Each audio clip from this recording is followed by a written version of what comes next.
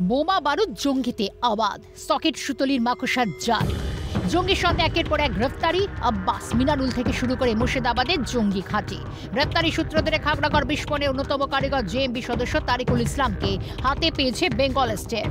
তদন্তকারীরা জানতে পেরেছেন মুর্শিদাবাদের জেলে বসে এবিজি সদস্যদের লজিস্টিক সাপোর্ট দিত তারিকুল। নাশকতার লক্ষ্য ছিল সুদূর। মুর্শিদাবাদের মণিগ্রামে সাগরদিঘি থার্মাল পাওয়ার প্রজেক্ট ছিল জঙ্গি নিশানায়। রাজ্য সরকার পরিচালিত সাগরদিঘি প্রজেক্টে কিভাবে নাশকতা চালানো যায় তার নকশা জেল থেকেই আঁকছিলেন তারিকুল। এবিটি সদস্যদের আত্মগোপন মেয়াদ ঠিক করতেন এই সন্ত্রাসবাদী। সাগরদিঘি থার্মাল পাওয়ার প্রজেক্টের অবস্থানে নজর দিলে দেখা যাবে বাংলাদেশ থেকে সাগরদিঘি পাওয়ার পয়েন্ট খুব বেশি দূরে নয়। ভৌগোলিক অবস্থান বলছে বাংলাদেশ থেকে লালগোলা, ফারাক্কা এবং সুতি হয়ে সহজেই পৌঁছানো যাবে মণিগ্রামে। গন্তব্য বলছে লালগোলা রাজারামপুর ঘাটের পর রয়েছে কাবিলপুর। সেখান থেকে পাওয়ার প্রজেক্টে পৌঁছতে আধ ঘন্টা থেকে 40 মিনিট সময় লাগবে।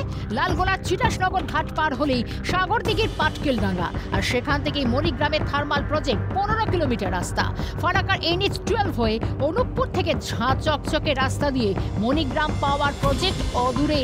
সুতি হয়েও গন্তব্য এতটাই সহজ, পুলিশি নাকা চেকিং ছাড়া এই পথে ধরা পড়ার সম্ভাবনা প্রায় নেই।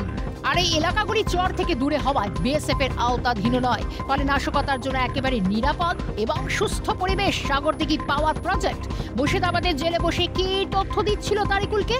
ভুললে হবে না, পাসপোর্ট জালিয়াতিতে প্রাক্তন পুলিশ কর্মীকেই গ্রেফতার করেছে পুলিশ। বুধবারই গ্রেফতার হয়েছে পুলিশে কর্মরত এক ব্যক্তির বাবাও।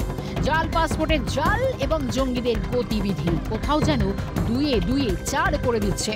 বেঙ্গল এসটিএফ এর তদন্তেই দানা বাঁধছে অনেক রহস্য। অভিরূপা সাহা এবং সুভাষিস সৈয়দের রিপোর্ট, কালকাঠি।